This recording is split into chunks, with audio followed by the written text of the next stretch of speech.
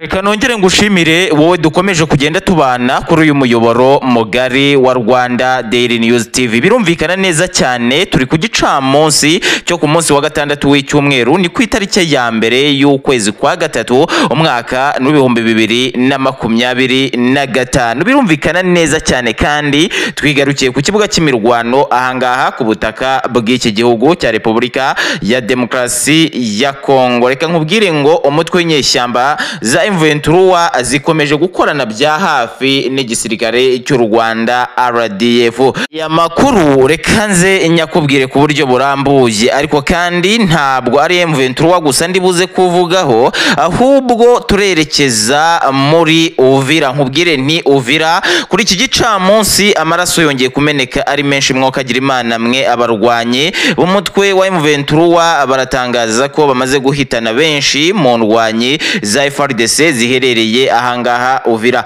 Turava ahangaha Uvira kandi twerekeze kuwo bita Antoine Felix Tshisekedi Tshilombo, akomeje kugenda atangaza amagambo akomeye ku Rwanda, avuga ko agomba kurasa u Rwanda uko byakagenda kose, ngo nubwo ibyo akomeje kugenda ategura bikomeje kugenda biburizwamo n'izi nyeshyamba z'umutwe wa M23 ahangaha ku butaka bw'iki gihugu cya Repubulika ya Demokarasi ya Kongo. Usibye nibyo kandi turerekeza ahantu hitwa Ibukavu. Mubwire ko ubu ngubu Ibukavu hari gutegurwa ibikorwa byinshi byerekeranye n'iterambere bitegurwa n'inyeshyamba z'umutwe wa M23. Noneho rero ni munyemerere aya makuru yacu tuyagarukeho ku buryo burambuye, ariko nongere kukwibutsa kurayikinga inkuru wo kagira Imana mwe, ikindi ukore subscribe, ikindi usharinge kugira ngo rwose amakuru yacu akomeze kugenda akugeraho gatanu kuri gatanu. Naho jewe mukomeje kugenda mubana kuri uyu muyoboro mugari,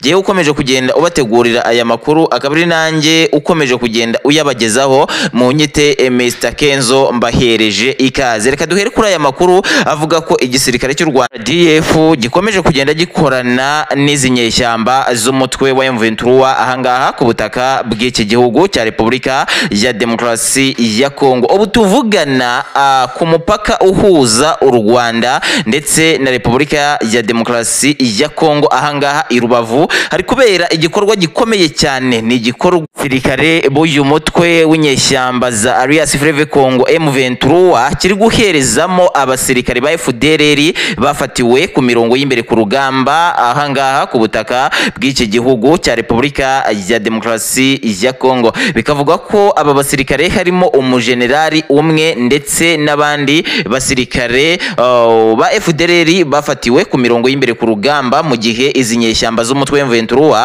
zari zikomeje kugenda zihangana bikomeye cyane n'aba barwanye barugwana ku ruhande rwa FARDC aribo baba nyine FDLR. Ubu ngubu rero iki gikorwa kiri kugenda kiba, izi nyeshyamba z'umutwe M23 rero zikomeza kugenda zihereza bikomeye cyane aba basirikare ba FDLR igisirikare cy'u Rwanda RDF. Benshi bakomeje kugenda bibaza bati ese u Rwanda ko ruhiga inzigo izi nyeshyamba za FDLR ubu ngubu noneho biracuriki kuva M23 itangiye kuhereza izi ngabo za FDLR igisirikare cy'u Rwanda RDF. Mwokagira Imana mwe ibingibi bikomeje kugenda bitavugwaho rumwe, bakavuga bati bamwe bakavuga bati nyamara igisirikare cya M23 gikomeje kugenda kigaragaza noneho imbone nkubone ko cyifatanije n'u Rwanda ibikorwa byose kirimo ahangaha ku butaka bw'iki gihugu cya Repubulika ya Demokarasi ya Kongo. Ni mu gihe kandi uwo bita Antoine Felix Tshisekedi Tshilombo akomeje kugenda avuga ko igisirikare cy'u Rwanda RDF gifatanije na perezida w'u Rwanda Paul Kagame bakomeje rwose gukora ibikorwa bibi bikomeye cyane ahangaha ku butaka bw'iki gihugu cya Repubulika ya Demokarasi ya Kongo. Ni mu gihe Paul Kagame akomeje kugenda yitandukanya na buri muntu wese waba ukomeje kugenda avuga ko atera inkunga izi nyeshyamba za M23 ahangaha ku butaka bw'iki gihugu cya Repubulika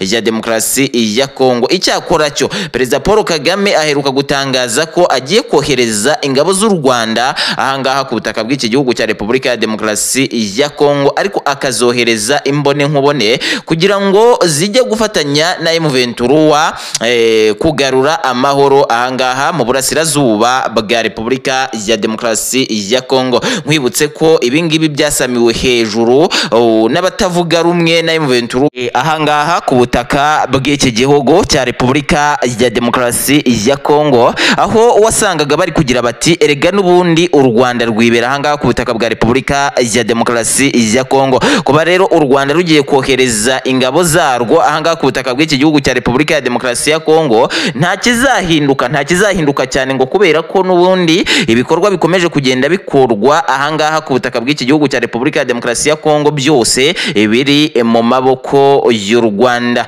Nyamara Perezida Kisekedi Kirombo wewe akomeje kugenda avuga ko ibyo u Rwanda rukomeje kugenda rukora ahangaha ku butaka bw'iki gihugu cya Repubulika ya Demokarasi ya Kongo umunsi uzaba umwe rukabiryozwa byose uko byakabaye. Perezida Antoine Felix Kisekedi Kirombo uyobora iyi Repubulika ya Demokarasi ya Kongo, wakwibaza uti nukubera iki akomeje kugenda avuga aya magambo akomeye cyane. Uyu mugabo nta wamenya neza ikintu yiringiye, nta wamenya imbaraga yiringiye aho zizava.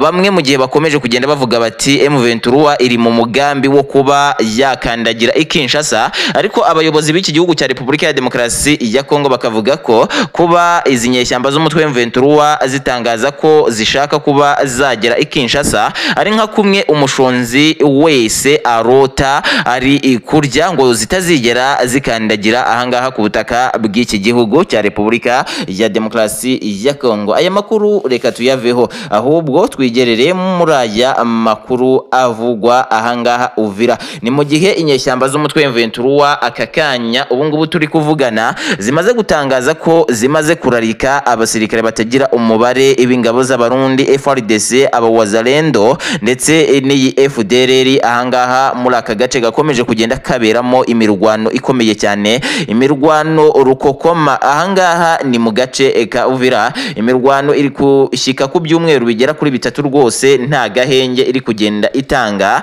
Ariko kandi abarwanyi ba FARDC ndetse n'ingabo z'abarundi ziherereye Uvira ziri gutangariza abaturage ko bakora ibishoboka byose ngo izi nyeshyamba z'umutwe M23 babe bazisohora Uvira. Icyakora cyo abaturage bahangaha Uvira nta cyizere bafite cyuko FARDC izashobora kwirukana izi nyeshyamba z'umutwe wa M23 ngo kubera ko bagiye bababona ukuntu babasohoye Bukavu, Igoma, ngo bareba ukuntu igisirikare cya FARDC kirukanywe ku mipaka yose ihuza iki gihugu cya Repubulika ya Demokarasi ya Kongo ndetse n'igihugu cy'u Rwanda. Ibi ngibi bigatuma baramaze kumva ko nabo bagomba kuyoborwa na M23. Ibi ngibi rero bigatuma batabitega amatwi, bakavuga ko ahubwo M23 yakagombye yaramaze gufata iyi Uvira, hanyuma nabo bagakomezanya n'abandi, kubera ko abaturage bari ahangaha Uvira bavuga ko kubera ukuntu ahangaha hakomeje kugenda haba imirwano kandi babona ibice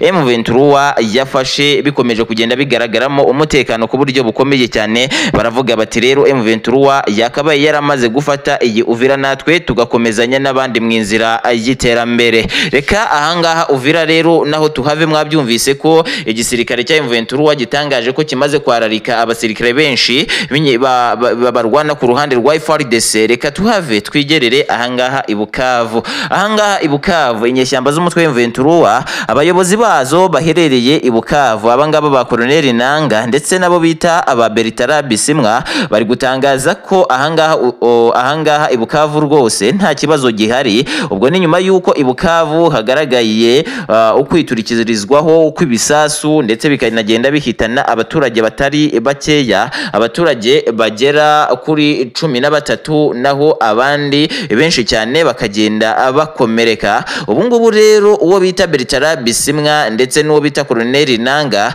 bakomeje kugenda batangaza ko bari gusura izo ndembe ziri mu bitaro, ariko kandi bakaba bakomeje kugenda babagezaho ibyo bakeneye byose. Uyu Colonel Nanga wewe aravuga ko mu gihe kiri imbere kandi kitarambiranye ahangaha Ibukavu haba hatangiye ibikorwa byo guhereza abaturage basizwe iheru n'intambara, bakaba batangiye kugenda babahereza ibintu bakagombye kugenda bifashisha mu buzima busanzwe. Reka nsoreze ahangaha amakuru nari naguteguriye kuri iki gicamunsi, gusa nkubwire ngo amakuru yacu kabara akagaruka. komeza ugende ukora subscribe, ukomanting, uriking, giye muba mukomeje kugenda mubana kuri uyu muyoboro mugari wa Rwanda Daily News TV. Unyete Mr Kenzo, ndagushimiye.